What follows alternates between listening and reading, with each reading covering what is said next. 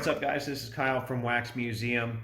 Hope everybody is doing well. I know today has been a drama-filled day in the hobby with all the PWCC and eBay stuff, but I decided I just want to talk about some cards today. I want to show some cards off. That's what I like to do.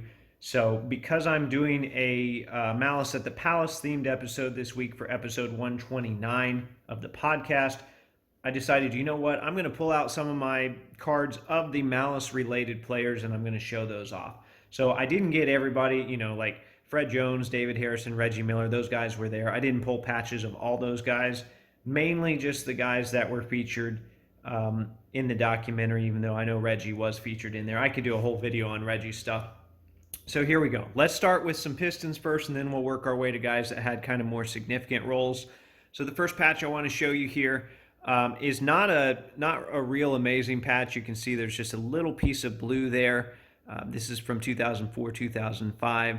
But the thing that I like about this patch, when you flip this over, it tells you that it's from an all-star game. And from other patches that have, you know, the information on it from Upper Deck, I'm pretty sure it's from the 2003 All-Star game. One of the other cards mentions that. So I thought that was a pretty cool card. I've got some others from that set. I've got Wilt and some other players. So I thought I would add Ben Wallace, especially now that he's a Hall of Famer. And by the way, I hated Ben Wallace for years, but as I'll talk about in the episode, I grew to buy cards of some of the people that I didn't like. Here's another card. I recently picked up a Reggie Miller from this set. It's 2004, 2005 Ultimate Premium patches. Just an awesome Ben Wallace patch. One of the better Ben Wallace patches you'll find out there. One of the bigger ones. Especially for a non-auto. So that's very happy to own that. Here's another set that I liked. And these are all from playing days so far. So that's one I just liked that it had a lot of stitching on it. So I thought that was a cool card. All right, on to Rasheed. I don't have a lot for Rasheed. Rasheed didn't have a lot of patches, but this is probably the biggest Pistons patch I've ever seen for him. And that was from Exquisite.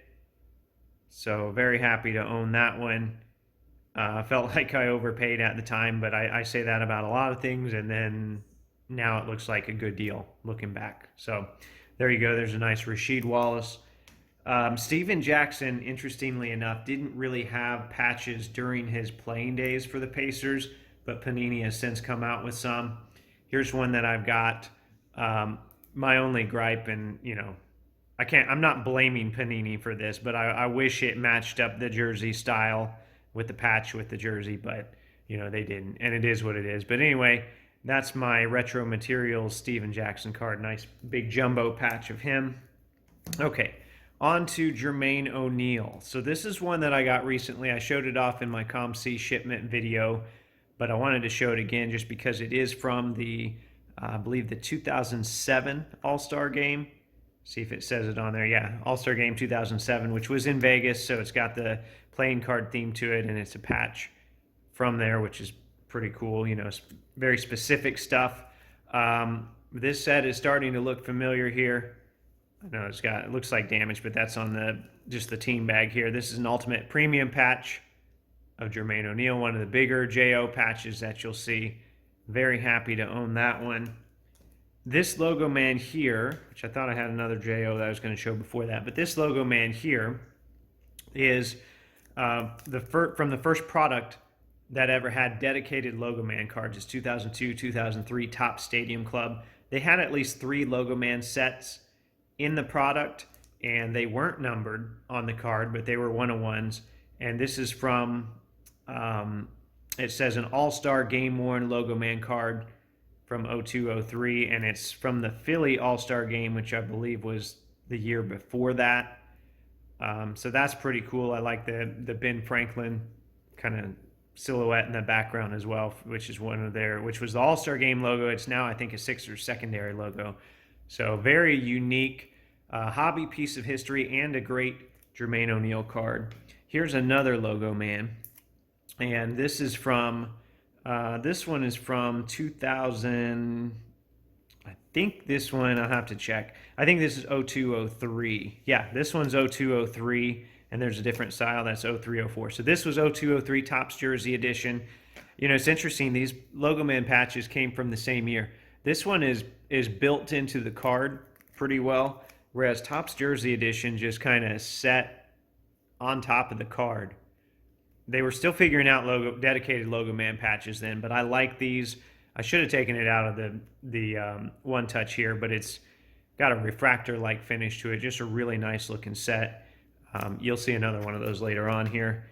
This is technically a Raptors card, but he's pictured as a Pacer. It's from a Pacers jersey. I had to have that when I saw it. Numbered 5 out of 5. A lot of people, I've posted some of these before, and people said, well, that's not from his rookie jersey, just because the set was called Rookie Threads. They had veteran letters in there too, but they are game worn. You can see here it's been used by Jermaine O'Neill, game used memorabilia, as a member of the Indiana Pacers. So kind of a Raptors card, but I consider it a Pacers card. When you look at it, your initial thought is Pacers. This one definitely is Pacers, though. This is from Topps Big Game. This is a Ron Artest card. And it's from the Brawl season, because he only wore 91 those, 7 games he played. And I've tried to trace it back and find the exact game based off the pinstripes. I did a whole segment on that at one point. I think I haven't been successful in that, but supposedly it's from this jersey from the Brawl season. So that's a nice, pretty cool Ron Artest nameplate. Here is a Topps Jersey edition from 2003, 2004, Ron Artest Logo Man. This is one when I collected Ron. I never dreamed that I would own, and here it is. I ended up getting it many years later. I think I got it maybe around, 2016, 2017, maybe even a little later than that, but very happy to own that one. That's a 101. You can see that on the back end. It's game worn. Here, this might be the only card I've ever purchased from PWCC. I mentioned them with all the controversy. This one popped up, and it was pretty incredible because, it looks like he signed it after he was traded to the Kings, because he signed number 93, but they had already made the card, put him in his Pacers uniform. He didn't have a lot of on-card autos. This would have been after the Brawl, so they had finally started making Ron cards again, and then of course he asked for a trade, but a real cool 101 here that I'm happy to own. And then the final one, which is one I'm going to describe more in the episode, but if there is one card that summarizes that Brawl, for me it's this one from 2004-2005, fresh ink. It's a 5-on-5 patch numbered to 10.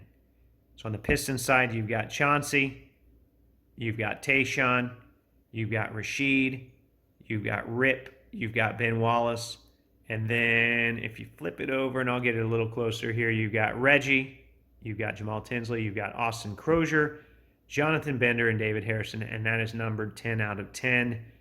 Too bad Jeff Foster's not on it. That would have been his jersey number. But yeah, that was something new at the time, to have 10 different player patches on a card. You still don't see it now. It's not normal. You have to think that J.O. and Artest at least would have made it on there, because I know Fleer had materials for them. But, when you're in a Malice, when you're in a big Brawl and you're a big part of it, you don't get included on cards. And that's just the way it is. I'll go more into that on episode 129, but I figured it's always nice to see some of the patches that go with that. So as always, thanks for watching, and be on the lookout for episodes of the podcast every Thursday. Until next time.